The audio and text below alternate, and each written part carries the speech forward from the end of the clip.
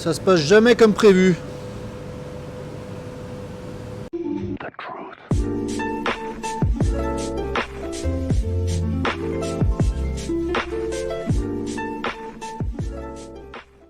Bonjour à tous et bienvenue dans cette nouvelle vidéo.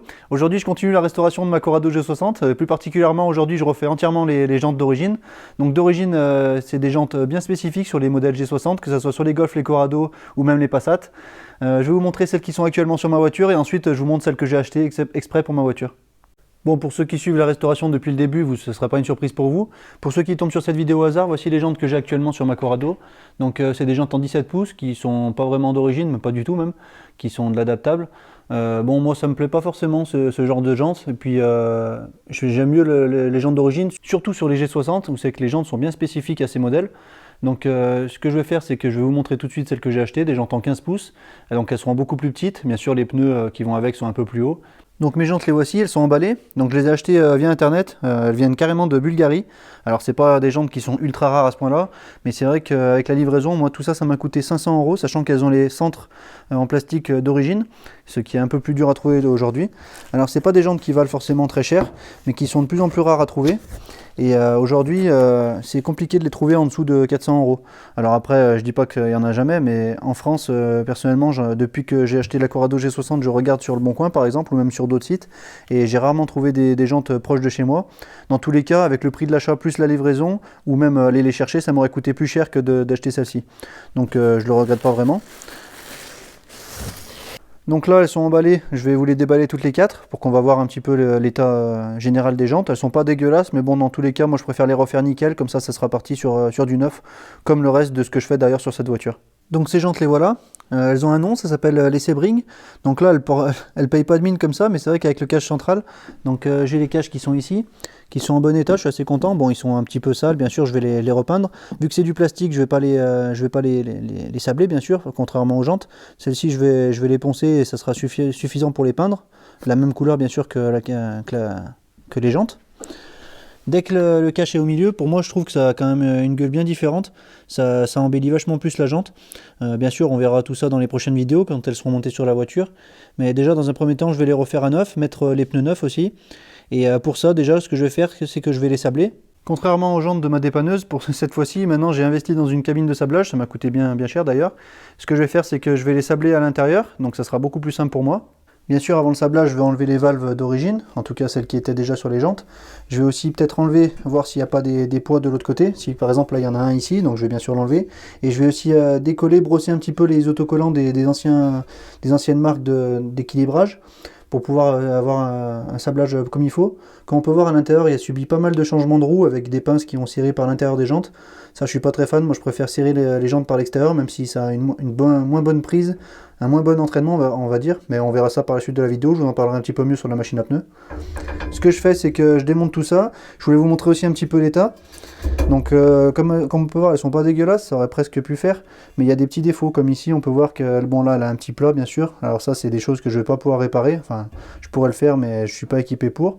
Et puis là bien sûr il y a des marques d'usure, j'ai vu qu'il y avait aussi un marquage ici, comme on peut voir sur les bâtons il y a un petit marquage, donc tout ça c'est des choses que je vais essayer d'effacer.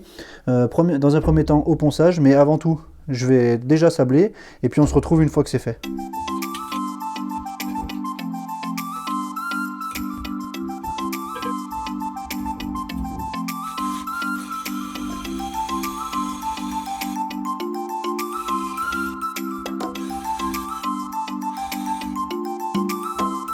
Voilà, j'ai préparé les 4 jantes pour le sablage, donc j'ai enlevé les valves, les poids et puis tous les autocollants des anciens poids d'équilibrage, pardon. Je voulais vous montrer un petit peu l'état, c'est vrai qu'elles sont pas toutes neuves. Comme on peut voir ici, elles sont pas mal oxydées, la peinture commençait bien à se décoller. Et puis bon, on voit bien que l'état général, bon, mis à part la saleté bien sûr, mais on voit bien que l'état général était assez moyen. Donc autant les refaire, même si l'intérieur de la jante c'est pas l'endroit qu'on voit en premier, j'aimerais bien que ça soit nickel. Ça me ferait plaisir, plutôt que de refaire que l'extérieur. J'en ai aussi profité pour regarder sur l'équilibreuse si les jantes tournaient pas comme une patate, parce que ça servira à rien de restaurer les jantes nickel si elles tournent pas vraiment rond. Donc je vous mettrai le passage juste après où je vérifie l'équilibrage, en tout cas de voir si elles sont pas voilées ou qu'elles n'ont pas de trop gros plats. Et ensuite on passe au sablage de la première jante, je ferai le reste hors caméra, et puis je vous montre une fois que les jantes sont sablées.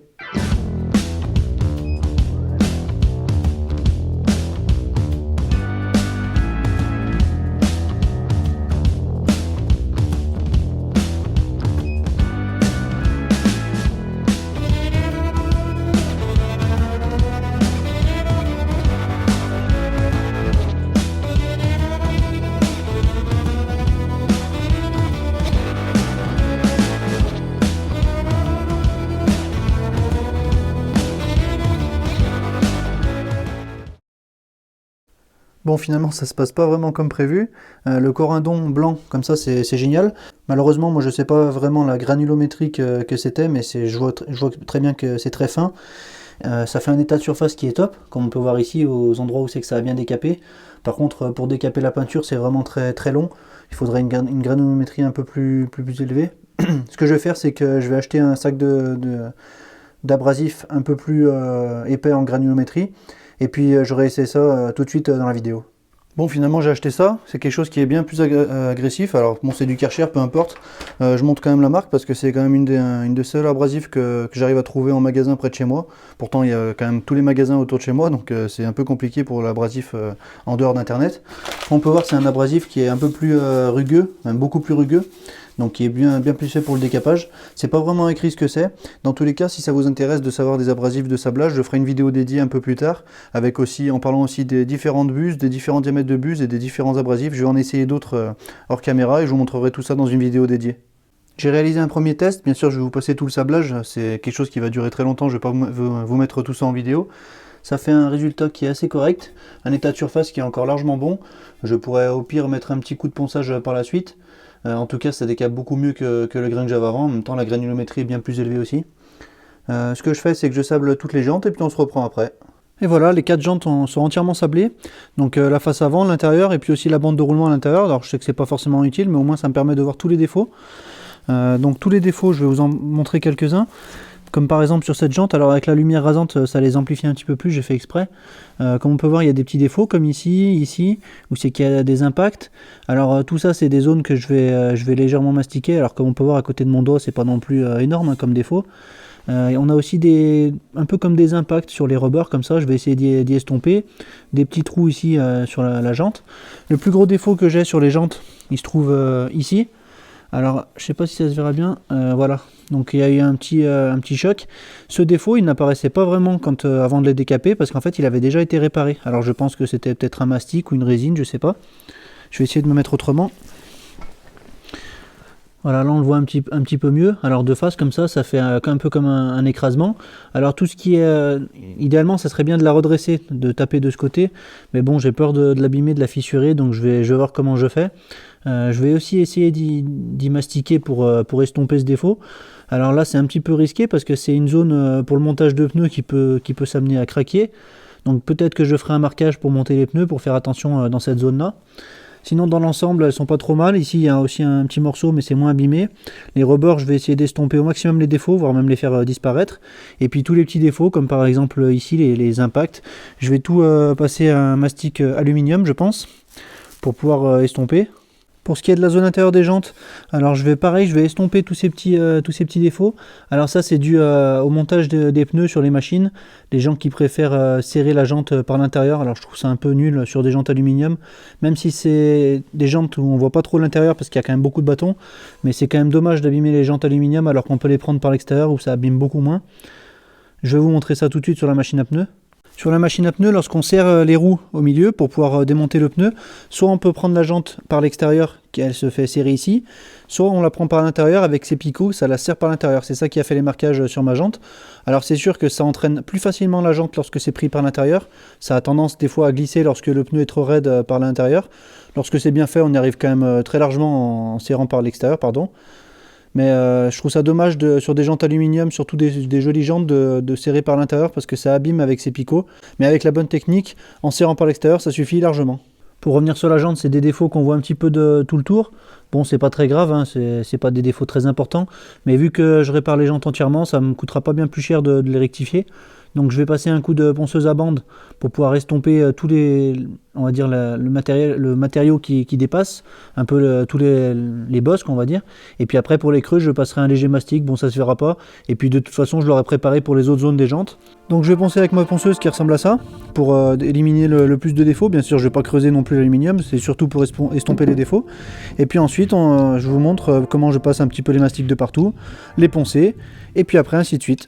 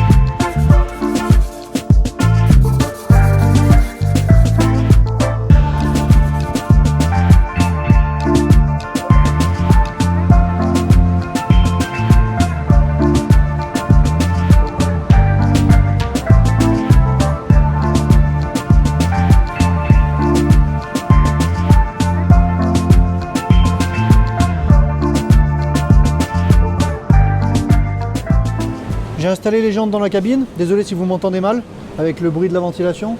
Alors j'ai pas encore fini, il faut que je prépare encore les caches centraux pour pouvoir les apprêter en même temps. Et puis voilà, j'ai suspendu les jantes pour pouvoir les apprêter entièrement en une seule fois. J'espère que tout va bien se passer, mais il n'y a pas de raison que ça se passe mal.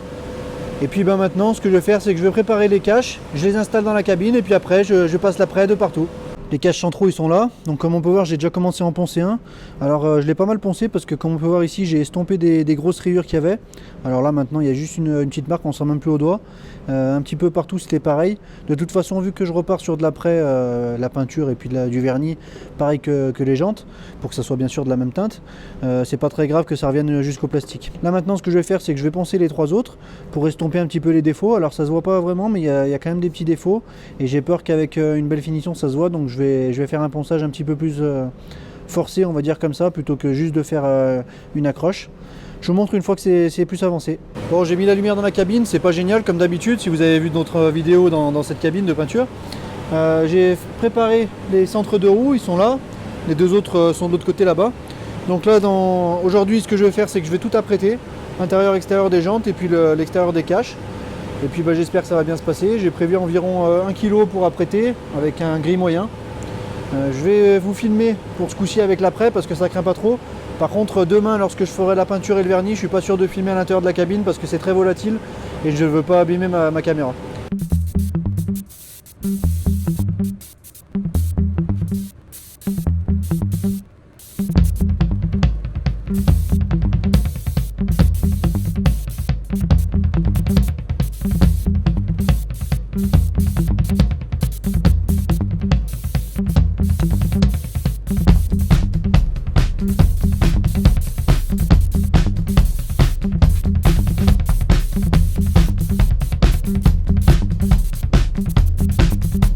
Bon voilà, j'ai fini l'après. Alors j'ai fait quelques coulures. C'est des jantes qui sont assez difficiles à peindre. Enfin, de toute façon, les jantes, j'ai toujours du mal un peu à les peindre.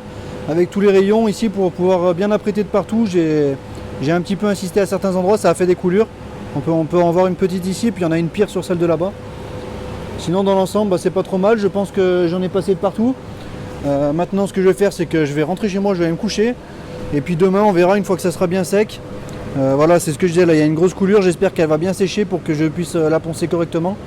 Le problème des coulures, c'est que ça fait une épaisseur un peu plus importante et ça met plus de temps à sécher. Bon là c'est un après avec durcisseur, donc normalement il ne devrait pas y avoir trop de soucis. Ça fait un petit moment que j'ai fini de peindre. Là je pense même que c'est sec au toucher. Oui, comme je pensais, c'est sec au toucher déjà. C'est un après qui sèche assez vite. Pour ceux qui auront fait attention, du coup l'après il n'est pas gris moyen comme je disais. J'ai pas retrouvé d'après gris moyen comme je voulais. J'avais du gris clair mais je n'étais pas sûr d'en avoir assez, donc j'ai utilisé de l'après blanc. J'avais aussi du noir mais ça aurait pas fait. Donc voilà, bon c'est apprêté en blanc, c'est pas très grave. C'est pas vraiment l'après qui est conseillé pour la peinture que je vais mettre après sur ces jantes. Mais c'est pas très grave. L'avantage c'est que je verrai tout de suite où c'est que je vais peindre le gris par la suite. Bon moi je vous dis à demain, mais pour vous c'est tout de suite. Voilà le résultat avec l'après blanc. Donc là je les ai sortis de la cabine pour pouvoir les poncer parce que c'est un après garnissant que j'ai mis.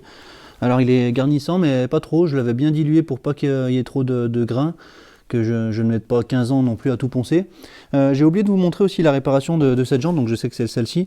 On voit ici un petit peu une délimitation, ici un petit peu de mastic, bon c'est pas parfait. Une fois peint ça se verra plus du tout, et vu du dessus ça se voit vraiment plus du tout par rapport aux défauts qu'il y avait avant, donc je suis assez content. Maintenant ce que je vais faire c'est que je vais poncer en essayant de ne pas passer à travers l'après, pour éviter bien sûr de perdre la bonne accroche de l'après. Je vais poncer un petit peu de partout et grainer, peut-être un petit peu moins à l'intérieur, ça ne me sert pas à grand chose d'avoir une finition nickel, mais surtout sur la face avant, et puis surtout entre les bâtons. En attendant je vais poncer hors caméra et je vous montre toute la réinstallation pour la peinture des jantes dans la cabine. Bon, après plus de 4 heures de ponçage, plus d'1 heure par jante et puis les caches au milieu, j'ai enfin fini de poncer. Alors il y a des endroits c'est pas parfait, mais bon ça reste des jantes. Toute la surface extérieure, la face la plus visible on va dire, c'est celle que je me suis le plus appliquée. À l'intérieur des pneus ici, enfin oui à l'intérieur des pneus et puis à l'intérieur des roues, j'ai quand même égrené un petit peu pour qu'il y ait une bonne accroche, mais bon c'est pas aussi parfait qu'à l'extérieur, mais c'est pas grave, dans tous les cas ça sera très bien comme ça. Il y a aussi une zone où j'ai pas pu vraiment faire, c'est à l'intérieur des caches autour du Volkswagen. Alors c'est pas grave, ça pourra donner un style, c'est pas ce qu'il y a de plus grave. Sinon pour le reste, comme on peut voir, c'est bien lisse. En tout cas je sais pas si ça se verra bien à la caméra, mais je suis bien content. Bon, il y a des endroits où c'est que ça a percé un petit peu l'après. Tant pis, c'est comme ça. Hein. Ce que je vais faire maintenant, c'est que je mets tout en place dans la cabine et puis je regarde si je vais arriver à vous filmer en même temps que je passe la peinture. J'ai remis les jantes en place, comme hier pour l'après, sauf que là, c'est pour la peinture. Et maintenant, je vais vous parler de la peinture. Donc il y a plusieurs façons de peindre des jantes. C'est sûr que la façon la plus solide et la plus peut-être rapide aussi, ça serait de faire du thermolaquage. Donc une peinture poudre par exemple avec une cuisson au four pour une peinture plus résistante. Alors en tant que particulier, déjà moi j'ai pas le matériel, j'ai pas le four, j'ai pas le pistolet, en tout cas pas pour le moment.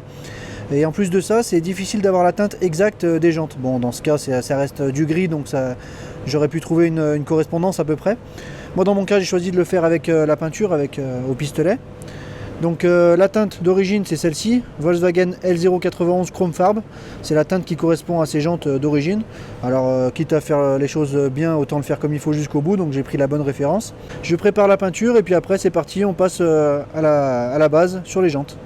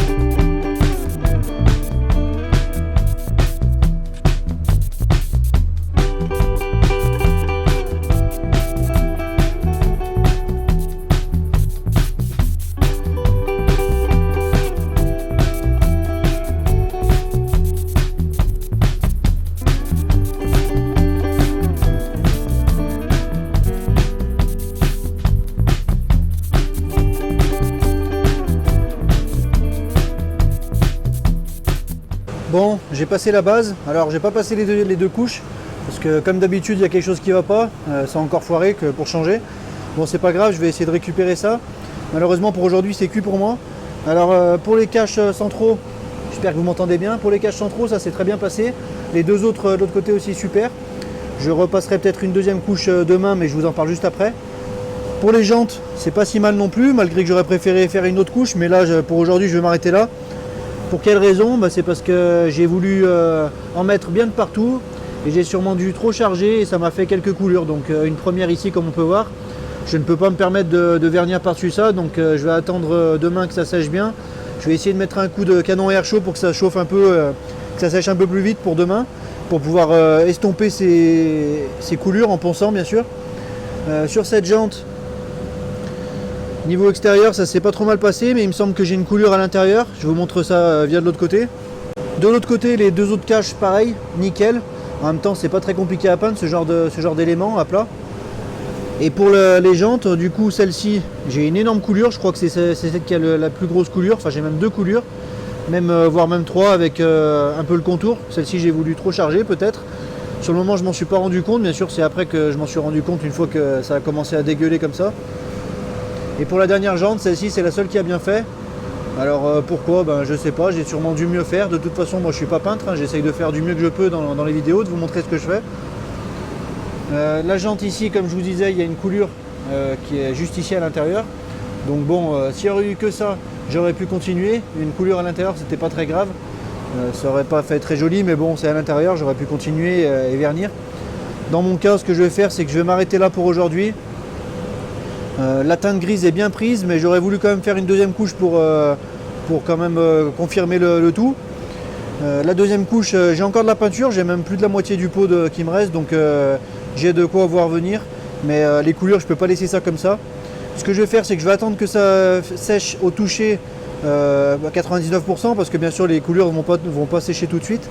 Et une fois que ça sera sec un minimum, je passerai un coup de canon air chaud dans l'entrée de la cabine pour pouvoir chauffer un maximum. Peut-être monter dans les 30-35 degrés, d'habitude j'arrive à le faire. Et puis je vous montrerai tout ça aussi pour la température, ça peut peut-être vous intéresser, puis ça peut être intéressant.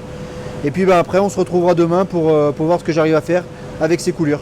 Bon, pour vous montrer un peu mes conditions, dans l'atelier il fait environ 6 à 7 degrés, donc c'est pas très chaud. J'ai un thermomètre laser donc pour voir, qui est pas tout à fait juste je crois. Voilà, là il me donne à peu près 10 degrés, un petit peu moins plus haut, bon, on va dire 9 degrés. J'ai déjà 2 degrés d'écart par rapport à ici. C'est pour déjà avoir un ordre d'idée pour la suite. Lorsque je peins dans la cabine et qu'il fait aussi froid, donc c'est pas terrible pour la peinture, ce que je fais c'est qu'il y a 2 ventilateurs pour la cabine, un qui gonfle toute la structure et un deuxième qui souffle par ici de l'air qui s'échappe par les filtres ici, quand la cabine est fermée, bien sûr, là je l'ai ouverte. Ça permet d'avoir une ventilation, on va dire, horizontale dans la cabine. Et moi, en plus de ça, je mets un chauffage juste à l'entrée de ce ventilateur pour que ça me chauffe à l'intérieur de la cabine. Donc on va voir à combien environ l'air rentre dans la cabine.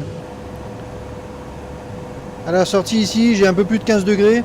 Et encore, je pense que j'ai un petit peu plus. Je pense que mon thermomètre est pas très bon. Voilà, 17. Voilà, je pense que je suis plus vers les 17 degrés. Alors je sais que c'est pas idéal. Je sais que normalement il faudrait que ça soit plus chaud, mais bon, je fais comme je peux. Ce que je vais faire maintenant, comme j'ai dit, c'est que pour que ça sèche un peu plus vite, avant que je parte, même si ça continuera de sécher cette nuit, je vais mettre mon canon à air chaud à l'entrée ici de la cabine qui va souffler dedans.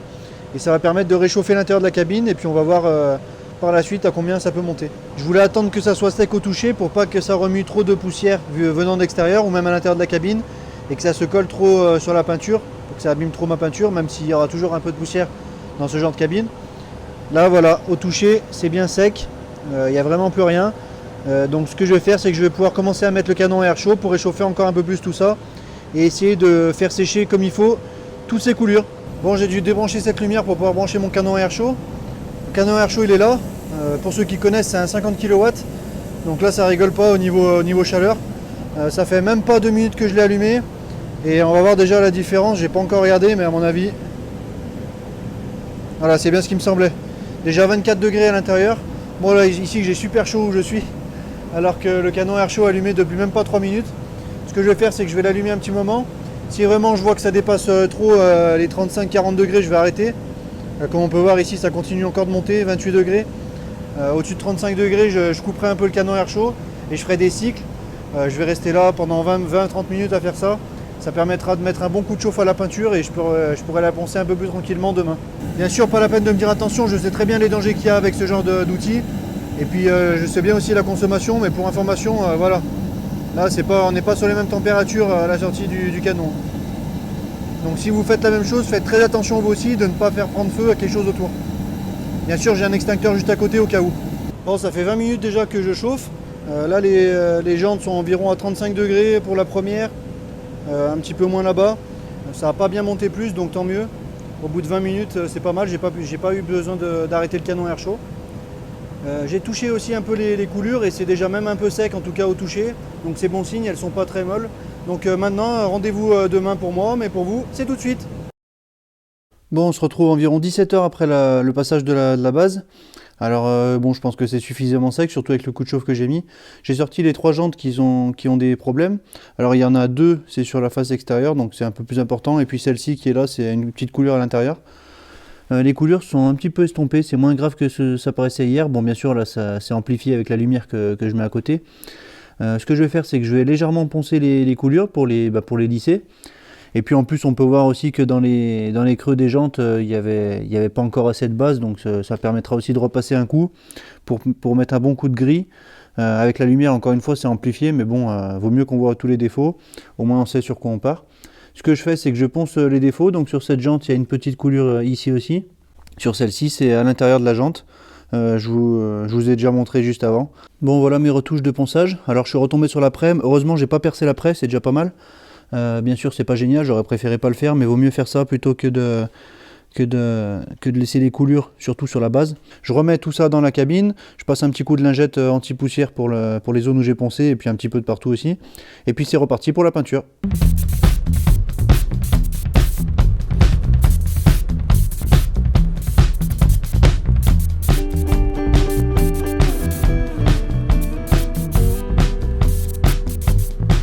J'ai fini de passer la base, la couleur grise.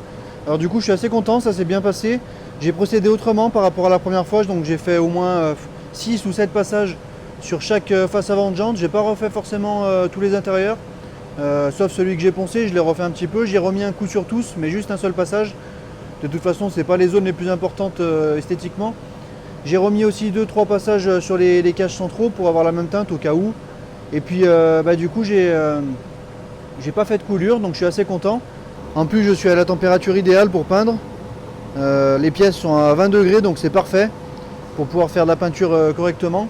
Donc maintenant ce que je vais faire, c'est que je vais attendre encore un petit peu que ça sèche bien pour pas avoir des problèmes avec la base solvantée, que ça ressorte, que ça fasse du microbullage. Le vernis, je vais vous le montrer tout de suite. Le vernis que j'ai choisi, c'est celui-là, donc vernis spécial jante, apparemment qui résiste beaucoup mieux aux UV. Donc pour moi, c'est la première fois que j'utilise, donc on verra bien ce que ça donne. Cette fois-ci, je ne vais pas pouvoir vous montrer avec le vernis parce que ça fait beaucoup trop de brouillard et puis c'est quelque chose qui colle assez. Donc je vous montre une fois que le vernis est passé et que le brouillard s'est dissipé dans la cabine.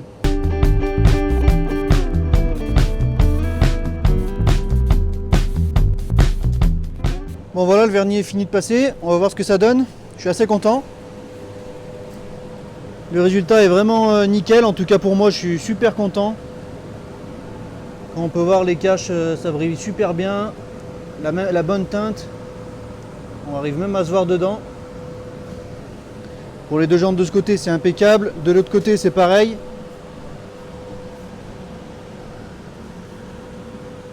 Voilà, j'essaie de vous montrer un peu la brillance, on arrive à voir l'autre jante à travers celle-ci. Pareil, les caches là, impeccables. Et la dernière ici. Voilà, super content. Je mets un coup de chauffe et puis je pense que je vous remontre demain une fois que c'est bien sec. Et voilà le résultat final de mes jantes, donc je suis assez content. J'ai monté un seul cache central, je l'ai clipsé un seul parce que j'ai pas envie de les casser. C'était pour voir le résultat parce que forcément avec les reflets ça fait pas la même couleur lorsqu'ils sont pas montés bien dans la jante. Mais bon, c'est bien la même couleur comme on peut voir ici. Ça rend super bien, j'en suis super content. Bon, bien sûr il y a des micro défauts si vraiment on veut être difficile, mais ça reste quand même des jantes. Je vais sortir cette jante à l'extérieur pour qu'on voit un petit peu plus à la lumière du soleil. Donc voilà l'aperçu de la jante à l'extérieur. Donc je suis assez content, comme on peut voir ça brille parfaitement bien. Le vernis est bien tendu sur la face extérieure. Un petit peu moins à l'intérieur des bâtons, mais bon c'est normal, l'accès était un petit peu moins facile. Je pense que le rendu se voit assez bien en vidéo, je suis assez content. La teinte elle est très jolie. Bon quand c'est neuf c'est toujours très joli. Et puis ben moi ces jantes je les adore, mais ça sera encore plus joli avec les pneus une fois sur la voiture. Donc c'est parti maintenant, on fait le montage des pneus.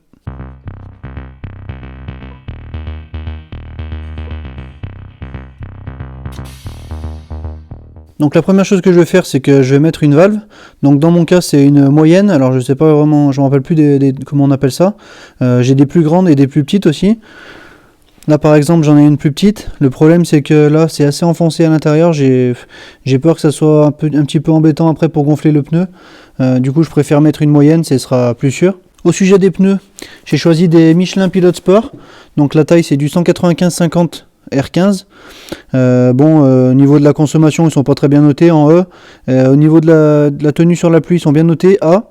Et puis au niveau du bruit 71 décibels, ça reste assez correct pour des pneus. Mais bon ça reste quand même du Michelin Pilot Sport 3. Pour information, pour les 4 j'en ai eu pour 270 € livrés. Donc ça reste assez raisonnable dans ces tailles de pneus. Donc c'est parti pour le montage.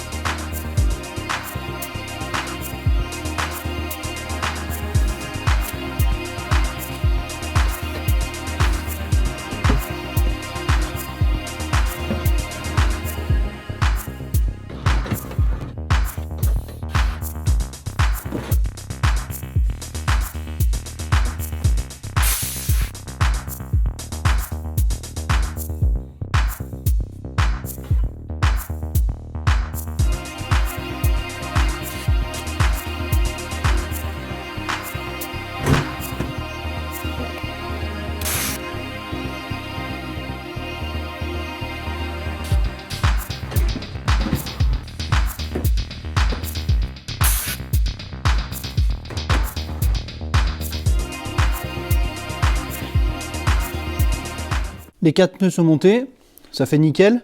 J'ai pas abîmé les jantes, en tout cas quasiment pas, j'ai rien vu. Maintenant ce qui manque c'est l'équilibrage, donc c'est parti pour l'équilibrage et ça sera bon pour la fin des roues.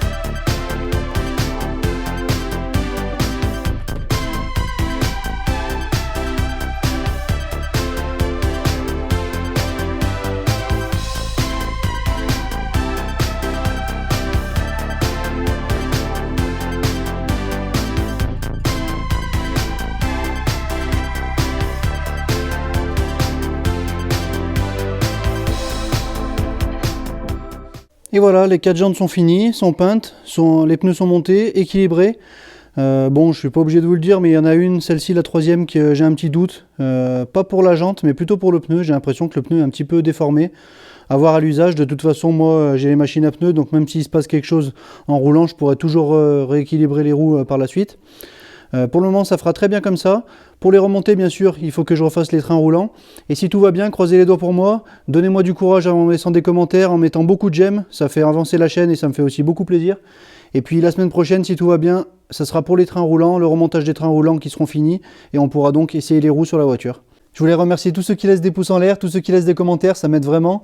Ça me fait vraiment plaisir aussi de lire tout ça, de voir les chiffres. Je regarde beaucoup les chiffres. Bien évidemment, je fais des vidéos pour que ça fonctionne. Sinon, je passerai beaucoup moins de temps à restaurer des voitures. Mais bon, c'est aussi un plaisir. J'espère que ça vous plaît aussi. Et puis moi, je vous dis à bientôt dans la prochaine vidéo. Salut!